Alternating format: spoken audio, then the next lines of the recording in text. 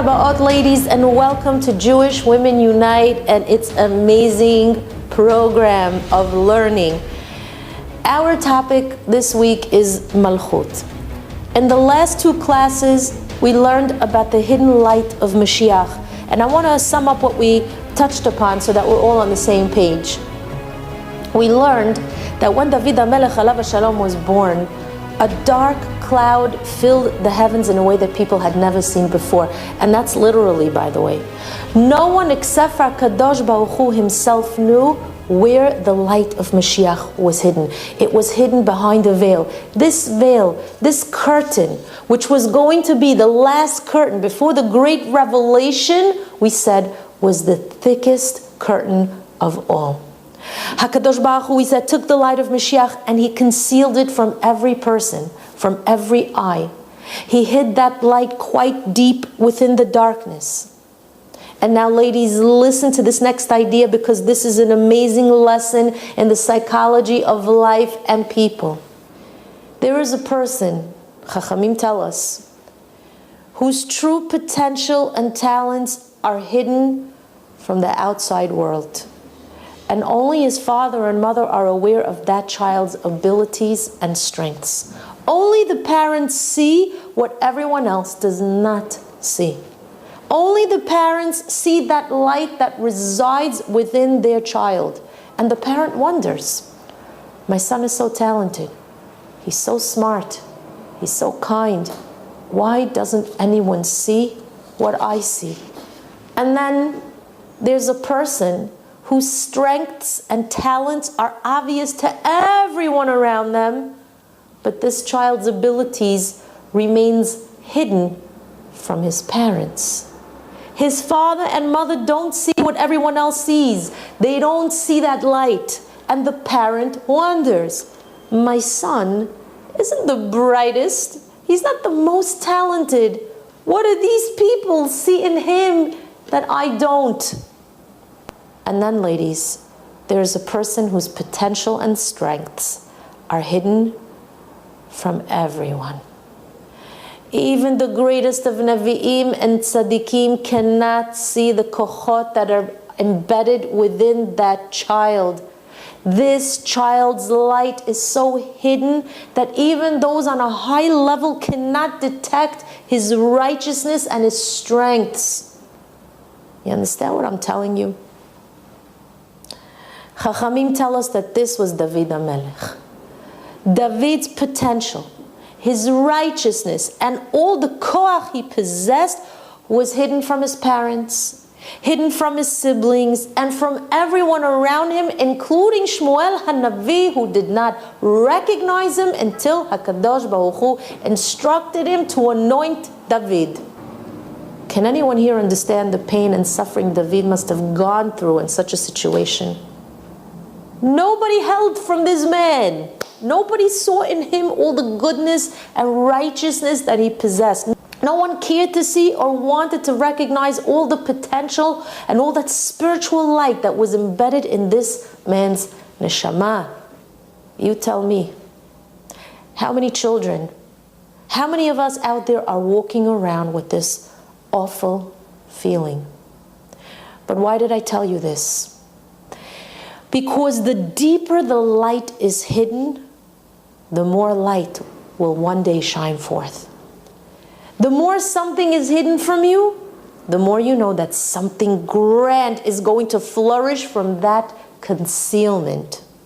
Just because you don't see the light doesn't mean it's not there.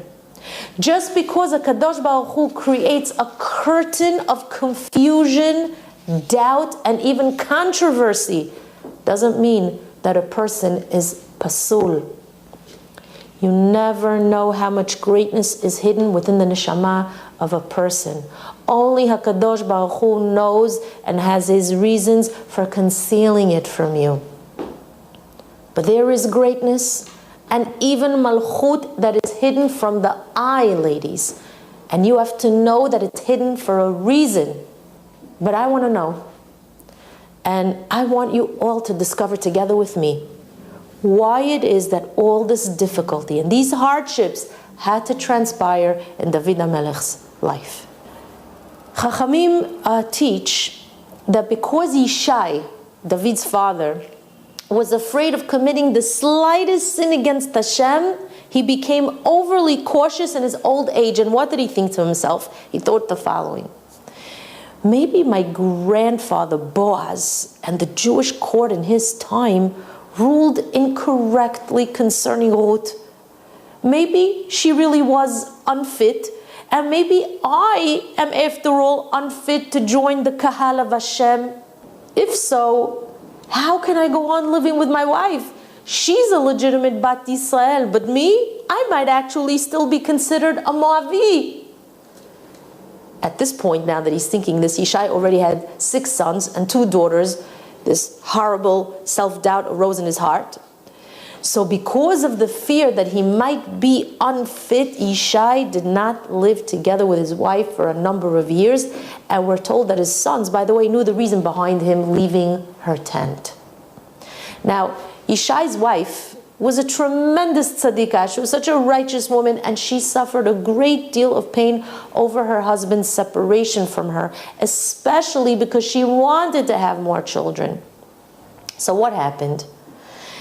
One day, the maidservant noticed her anguish, and she tells her, "Do with me that which Leah did with her sister Rachel."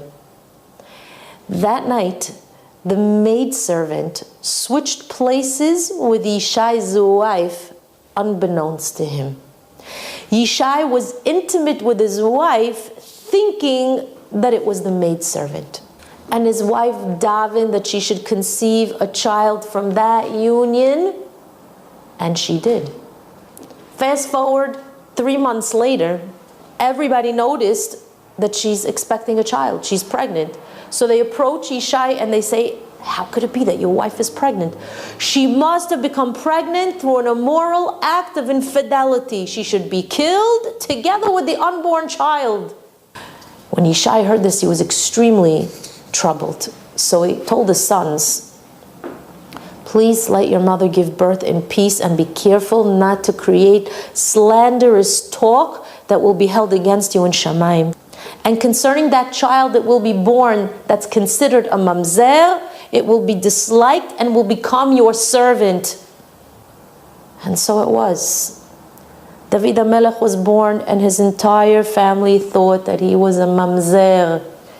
They all considered him an illegitimate child. Could you imagine the tsa'ar of having to grow up this way?